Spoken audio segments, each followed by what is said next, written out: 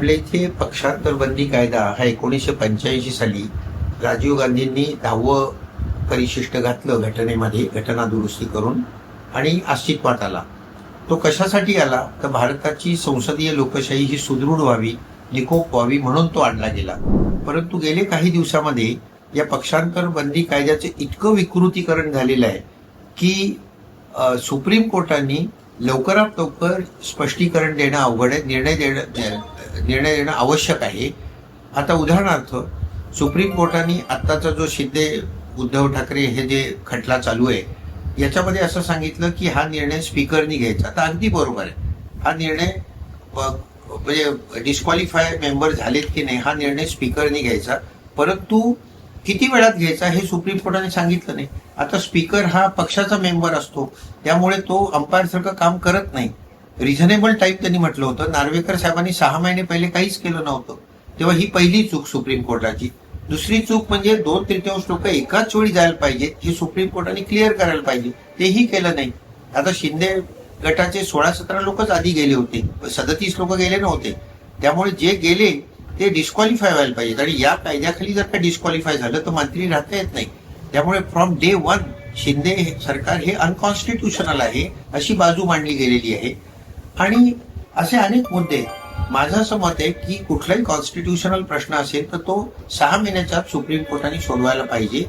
राजकीय पक्षांकडनं आमची अपेक्षा नाहीये, परंतु सुप्रीम कोर्टाकडनं निश्चित आमची अपेक्षा आहे, कारण supreme court is the final interpreter of the Indian constitution. या घटनेचा अर्थ काय आहे सुप्रीम कोर्टाने लवकरात लवकर सांगायला पाहिजे. आता मला व्यक्तिगत असं वाटतं की या पर्टिक्युलर याच्यामध्ये स्पीकरवर लोकांचा विश्वास नाही, राज्यपालांवर लोकांचा विश्वास नाही, कारण त्यांची जी नेमणूक आहे ती राष्ट्रपती करतात, पंतप्रधानांच्या सांगण्यानुसार करतात. इलेक्शन कमिशन ही पंतप्रधानांच्या सल्ल्यानुसारच नेमलं जातं, आणि आता सुप्रीम कोर्टावरही विश्वास राहिला नाही. तर हे आपल्या लोकशाहीच्या दृष्टीने घातक आहे. तर आमची अपेक्षा अशी आहे, जे आम्ही राज्यघटना शिकवतो त्या लोकांची अपेक्षा अशी आहे की या ज्या संस्था आहेत, speaker, governor, election commission, supreme court, यांनी अंपायर सारखं काम करायला पाहिजे. त्यांनी कुठल्या एखाद्या पक्षाच्या बाजूने काम करणं अयोग्य आहे. सर, उद्धव ठाकरेंनी व्हीप जाहीर केला तर काय चित्र राहील? नाही, हे राजकारणाचा प्रश्न झाला, मी त्याच्यात जाणार नाही. पण आता सुद्धा पुन्हा असंच आहे ना की लोकसभेचे जे स्पीकर आहेत ते भाजपचे मेंबर आहेत. इंग्लंडमधनं आपण ज्यावेळी ही संसदीय लोकशाही घेतली, इंग्लंडमध्ये मनुष्य स्पीकर झाला की तो पक्षाचा राजीनामा देतो आणि अंपायर म्हणून काम करतो. तो पुन्हा निवडणुकीला उभा राहिला की त्याच्या विरुद्ध कोणी उभं राहत नाही, तो अनअपोज निवडून येतो. त्यामुळे ही जी न्यूट्रॅलिटी आहे, म्हणजे ही जी निपक्षपातीपणाने वागण्याची पद्धत आहे ती आपण घेतली नाही. म्हणजे आपण पार्लमेंटरी डेमोक्रेसी घेतली आहे, परंतु प्रथा परंपरा ज्या आहेत इंग्लंडमधल्या त्या घेतल्या नाहीत. हा दुर्दैवाचा भाग आहे. सर, तुम्ही आता जे बोलले ते की निवडून यायचं एका पक्षात आणि दुसऱ्या पक्षात जायचं, अगदी उघड आहे की आता मशालीच्या चिन्हावर जर का तुम्ही निवडून आला असा तर लोकांनी तुम्हाला मतं दिलेलीच नाहीयेत. त्यांनी उद्धव ठाकरेंना मतं दिलीत.